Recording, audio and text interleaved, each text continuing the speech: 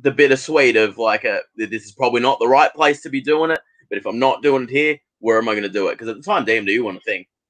Yeah. No, and for the longest time, no one wants to touch death matches.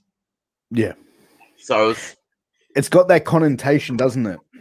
You know, like deathmatch wrestling. It's, you know, I think a lot of the, you know, the casual fans of wrestling, they hear deathmatch wrestling, and I think it probably, you know, death. What, you know, they don't know what it is, and they're probably thinking backyard wrestling, right? So they look at it from like a different aspect of it's not backyard wrestling, it's professional wrestling, which is incorporating extra elements into it. But in order to be a good deathmatch worker and put on good deathmatch wrestling, you need to be a good professional wrestler in order to then start adding in the other elements. Absolutely. But it's just like for the longest time here, ever since the Carnage death match that you were just talking about, where there was a whole bunch of kids in the crowd for that Noro barbed wire match, and Today Tonight got involved and all this other stuff, and it just brought a very negative connotation to the word death match here in Australia. And it was just like whenever anyone was doing a death match, the grumblings would be, "Oh, this is going to be the one that kills it for all of us." And then the next, and it wouldn't. And then the next one would come along. This is going to be the one that's going to kill it for all of us. And the next one would come along because that one didn't kill it. And it was just, it would. There was always like a stigma of one day you deathmatch guys are going to fuck it up for the rest of us, and it hasn't. And I mean, you look at deathmatch wrestling. There's been accidents where shit goes wrong, and that happens in normal pro wrestling matches as well. Mm-hmm. You know what I mean? Like, you look at, you know, Darren Drozdoff and the D'Lo Brown incident. Just you know, no gimmicks in the match at all. It was just a freak incident. Same with like Tyson Kidd and Samoa Joe, freak incident. You know, that I think, you know, the most recent thing that happened in a death match was the David Arquette thing or the G-Raver thing, where it was like, you know, extra elements, bro. You know what I mean? Like, and even then, you know, Arquette turned around and said, no, that wasn't anyone's fault, but it was mine. I wigged out. You know what I mean? Like, you can't blame the other, you know, Nick Gage, the performer, if someone that you're dancing with decides to take a left where they should have taken a right.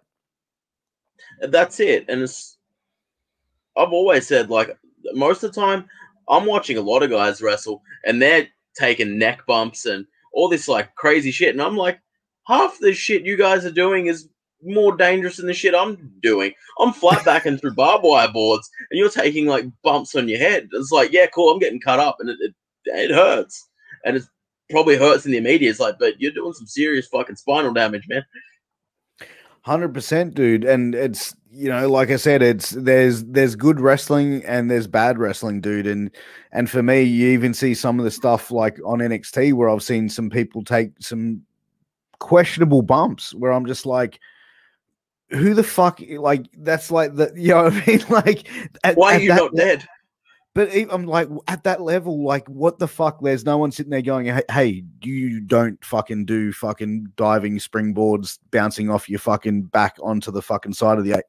You know what I mean? Like, it's surprising there's not someone pulling it back, where I think on the indie level, it's probably a lot harder for people to be pulled back because, you know, the guys are putting the matches together. They're like, yep, this is what we're going to do. This will be sick. This will be a great spot. But at a bigger level, you'd think there's someone pulling guys back a little bit. 100%. But, you know, have you ever been pulled back in a match yourself? Like someone said, no, dude, we're not doing that. No, not really. Not off the top of my head. Have you ever just like been presented with something and gone, fuck that? Like, fuck no. No, but there's stuff that I won't do. Like, I won't do barefoot stuff. Fuck that. I like being able to walk. And in all fairness, fuck doing fire. Like, that's my one probably hard no, fire. Dude, I don't blame you. It's so unpredictable. Look, there's a lot of things that are probably unpredictable. Like a light tube's unpredictable. Most deathmatch incidents you ever see are light tubes. But it's like, there's a difference between getting hurt and getting fucking hurt. And Yeah. like a burn and a cut are completely different. Like a cut, what's the worst going to happen? You're going to need a few stitches. You spend the night in hospital. It's going to be really fucking annoying. But whatever. It's like a burn. Depending on how bad it is, you're going to be feeling it for weeks, and you're going to be feeling sorry for yourself, and you're just going to be like, fuck my fucking life. No thanks. Like, I'm not about it. Yeah, no, You'd dude, have to pay me a 100%. fuckload of money. Well, there you go, DMDU. If you want him to use fire, you got to pay him the money. But Martin Hughes the third, he's got a question asking how you feel about stiff wrestling. It's cool. Whatever. Like, I don't hate it. As long as it's safe. Like, Yeah. work as hard as you want. Don't hurt anyone. Have you ever had guys go a little bit too stiff in the ring with you? No, No. not at all. Like I've worked with guys that hit really fucking hard. But Just hit them back. you just hit them back. No, man. Well, that's 100% it, and I think it's